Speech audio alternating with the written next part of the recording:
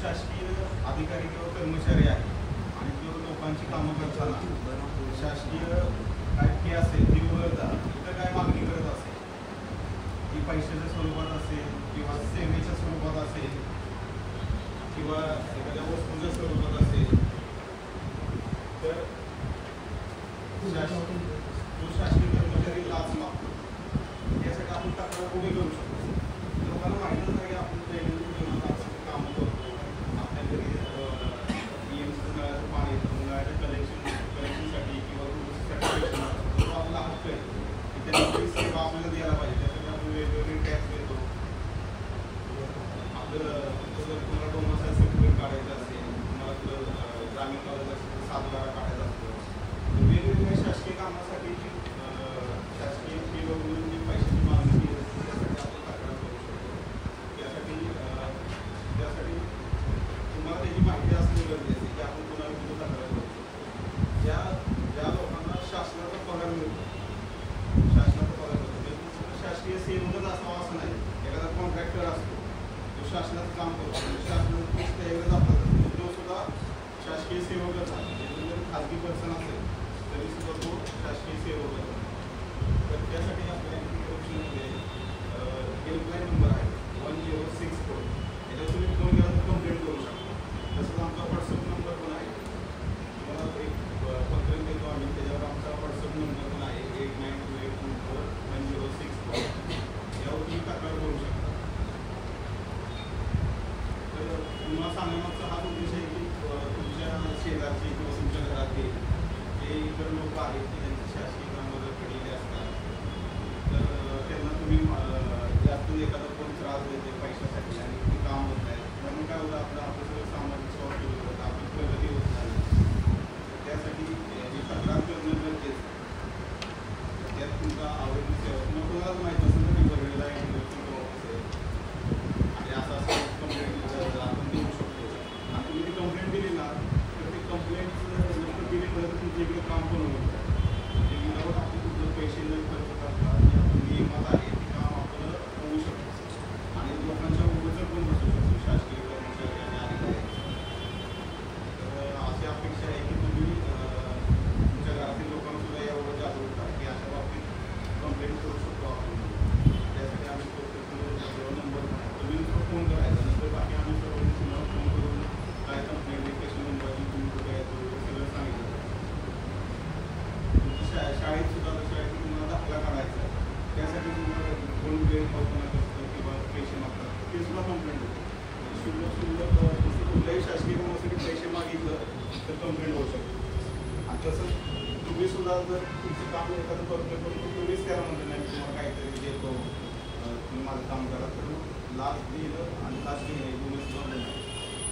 ठीक आहे. तुम्हाला काही प्रश्न आहेत का?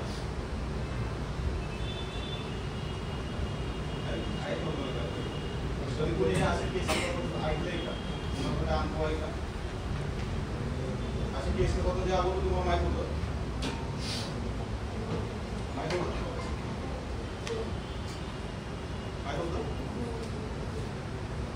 अगोदर लेक्चर वगैरे झाले का?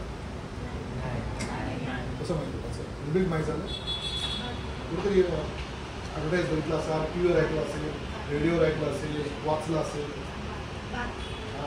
इंस्टा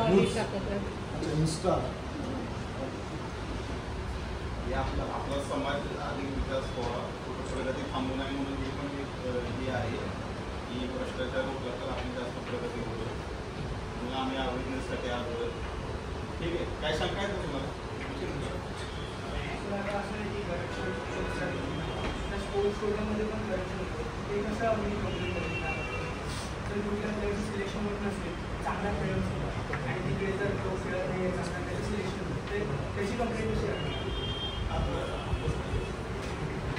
त्याला दोन पद्धती आहेत.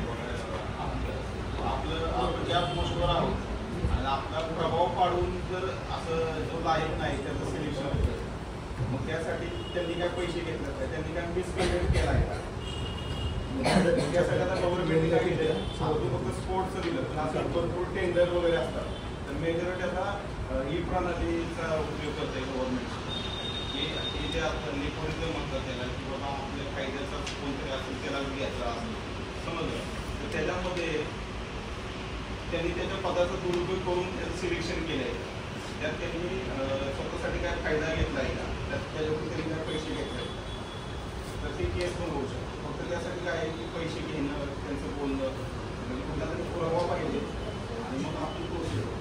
तर हे मी केसमध्ये मोठं की मिसकंडक्ट करणं, म्हणजे मी आता तुमचा टीचर आहे आणि मी माझाच कोणतरी नातेवाईक आहे त्याला मी जास्त मार्क देईल किंवा माझं नातेवाईक पुन्हा कुठल्या पैसे जास्त मार्क देईल, मग तो प्रश्न आचरण आहे ना, भ्रष्टाचार म्हणजे काय, भ्रष्टाचार आचरण. त्यासाठी कारण काय की लिगलमध्ये कुठली केस घेण्यासाठी आपल्याला थोडा पुरावा लागतो प्राथमिक आणि मग आपण करू शकतो. म्हणजे अशी भरपूर उदाहरण आहेत. आपण आपण जरी बोललो ना तर त्याला वचन बसतो. आपलं कामच काय आहे की प्रिव्हेन्शन करायचं आहे आपल्याला, समजतं. त्याला सजा देण्यापेक्षा सगळं प्रिव्हेन्शन, लोकांच्या मनात भीती पाहिजे की मी बरं काम काहीतरी करतोय की पहिला नाही पाहिजे, बरोबर आहे. अजून आहे कोणाला कोणता हेल्पलाईन नंबर आहे 1064, त्यावर तुम्ही कधीही फोन करू शकता. ते तुम्हाला जेव्हा बोर्ड असेल वरती धरतात ना, एक जणाच्या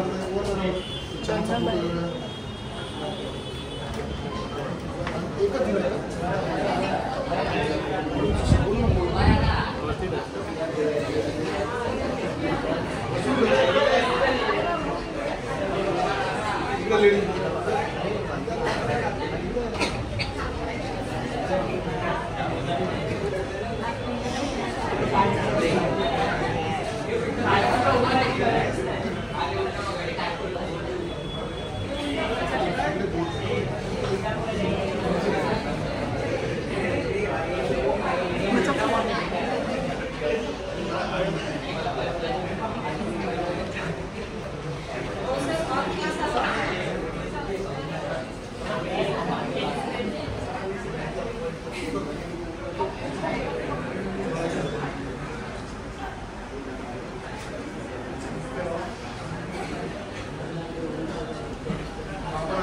मोरल ऑफ द स्टोरी, लाच देणे आणि घेणे हा कायदेशीर काम कायदेशीर मार्गानेच करायचं.